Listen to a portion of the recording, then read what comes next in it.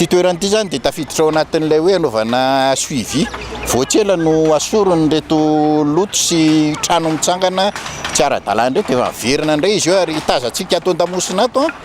misy efa mivadika trano tôle raha azo lazaina amin'le hoe karazana maison de passe mihitsy mandovola zany miditra ao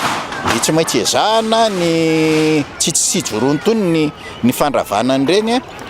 mba ilan'ireo olona manangana azy satria raha tony toerana tony lalam-bahoaka tony kanefa hitrangana zavatra zay mitady orom-paka ohatran'izao de tsy avelan'ny fididinan'ny tanàna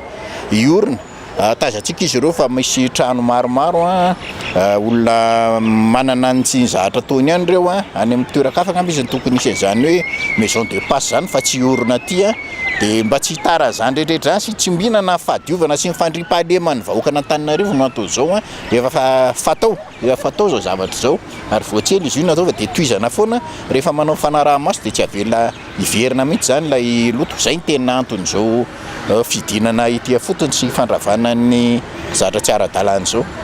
tsara marena moa zany fa ny olona rehefa esorina amin'ny tontorany tony de efa misy ny toerana voahomana andraisana anazy ireo efa misy hatramin'izay any amin'ny toerana any de mazava tsara ny fitsipika any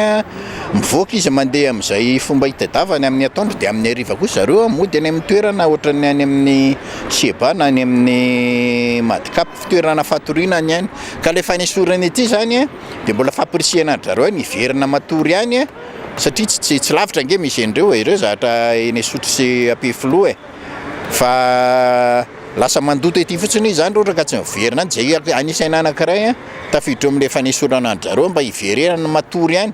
fa tsy hoe miala any sady dobla fandrina izy no any no aty fa any izy matory zany de mitady izy amin'ny atoandro de ny alina izy any ka raha ity izy mety hoe manao zavatra fa amin'ny atoandro tokony hiverina any izy amin'ny hariva de mba ialana amin'izay le tsy fodiny amin'ny hariva zay no asaina angoronandrareo andravandrareo reto trano sasiany sy ny trano atao hoe trano-dopy atsangandrareo eto reto de sady tafiditra anatin'ny fandaminana ny tanàna Antananarivo zay ny jany sy ny fahadiovana tazatrika zao iray an-damosina ery ny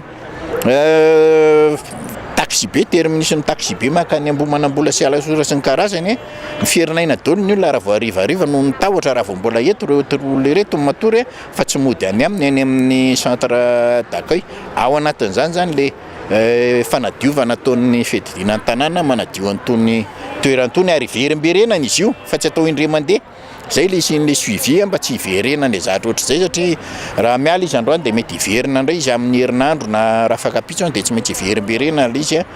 zarina koa le olona zany tezaina mba hipetraka mba hahizatra any amin'iren'le toerana natokana ho azy ireo reny zay